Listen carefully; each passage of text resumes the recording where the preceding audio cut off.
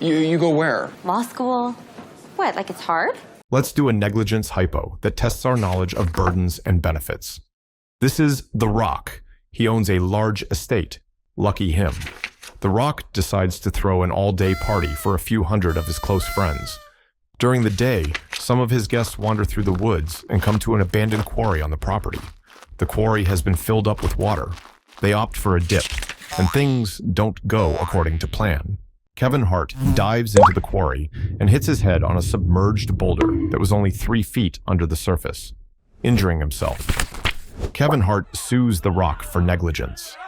The Rock argues that he was not negligent, since, though the injury might be foreseeable, the cost of filling in the quarry was prohibitively expensive.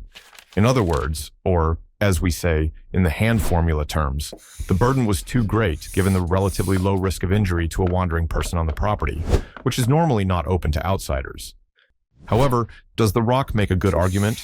What is the problem with The Rock's argument? Pause the video if you want to think about it for a second.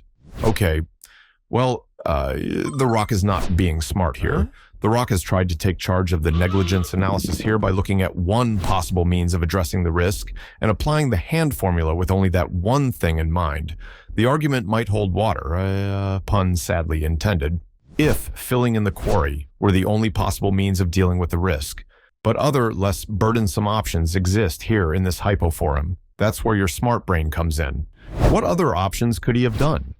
The Rock could have fenced the quarry or posed signs warning of the danger of rocks beneath the surface.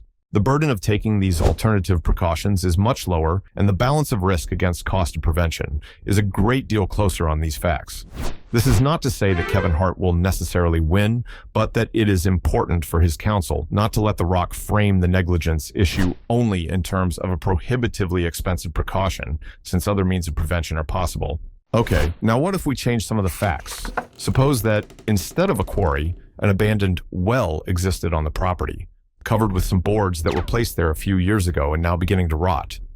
Kevin Hart, wandering the grounds, does not see the well, which is covered with autumn leaves, injuring himself, and now sues The Rock for negligence. Is Kevin Hart likely to prove negligence? How does this change things from our previous hypo? In this case, The Rock's negligence is clear because the burden of prevention is so low.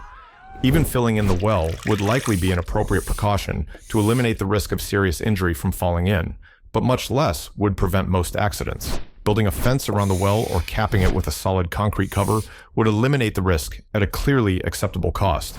Surely our paragon of propriety, the reasonable person, would have done so. Ah yes, the reasonable person.